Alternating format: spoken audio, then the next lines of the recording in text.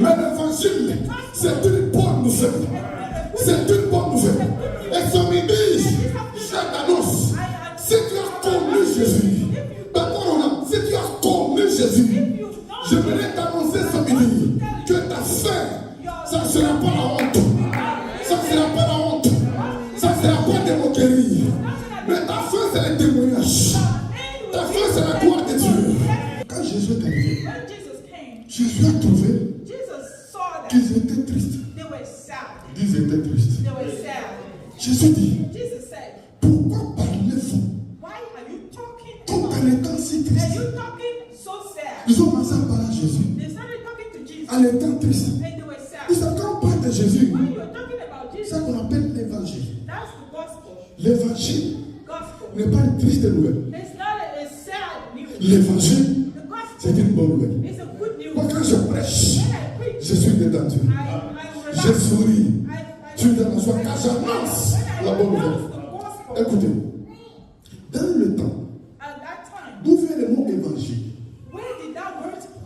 Le mot évangile veut dire bonne nouvelle. Évangélisme. Je vais expliquer. Dans le temps, quand deux pays se battaient, quand deux pays étaient en guerre, ils ne s'affrontaient pas en ville. Balancez la mèche. Quand deux nations se battaient, ils ne s'affrontaient pas en ville. Les deux nations s'affrontaient dans un terrain neutre hors de la ville. Et Jésus est mort hors de la ville sur la montagne. Là, il a affronté l'ennemi. Sur la montagne de Golgotha. Dites un grand amen. C'est-à-dire, la bataille de deux nations s'est passée entre la ville. Maintenant, la nation qui vainquait, la nation qui gagnait, la nation qui a remporté la victoire, envoyait un messager en ville. Envoyait un messager en ville pour annoncer à ceux qui sont restés en ville que notre nation, que notre pays a remporté la victoire. La personne qu'on a envoyée pour apporter la bonne nouvelle de la victoire de la ville, cette personne-là, on l'appelait évangéliste.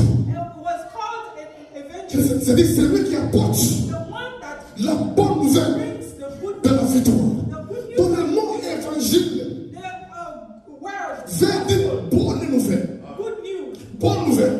Mais ces deux personnes, sur le chemin d'Emmaüs, la Bible dit qu'il parlait de Jésus, de ce qui concerne Jésus, tout dans les temps tristes.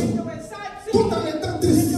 C'est-à-dire, ils ont transformé la bonne nouvelle en une mauvaise nouvelle. Ils ont transformé un message de joie en un message de tristesse. C'est pourquoi, mon ami, quand tu viens à l'église, ne viens pas triste. Même si dans ta maison, tu étais triste, en arrivant ici, sois dans la joie. Parce qu'ici, nous annonçons la bonne nouvelle. Ici, nous annonçons que les stériles vont concevoir, seront transformés. Nous annonçons ici que les captifs seront délivrés.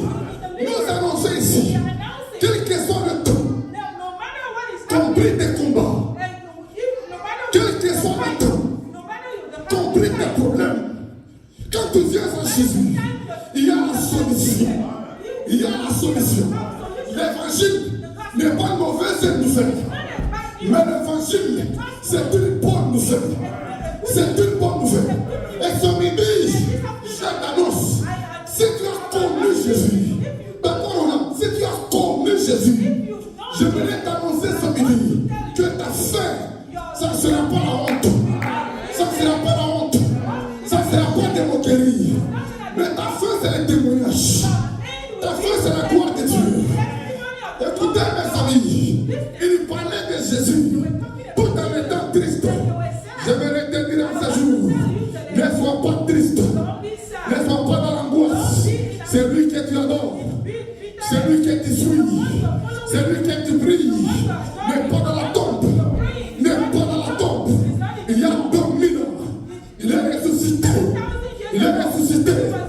Jésus vit. Jésus vit. Dans ma vie, j'ai vu Jésus comme ça, une seule fois. Que je l'ai vu comme ça.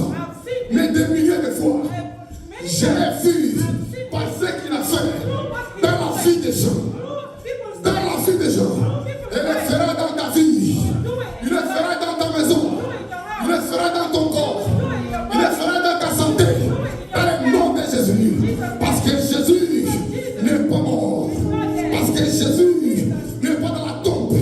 Parce que Jésus est vivant. Jésus est vivant. Jésus est vivant. Jésus est vivant. Jésus est vivant. Jésus a dit.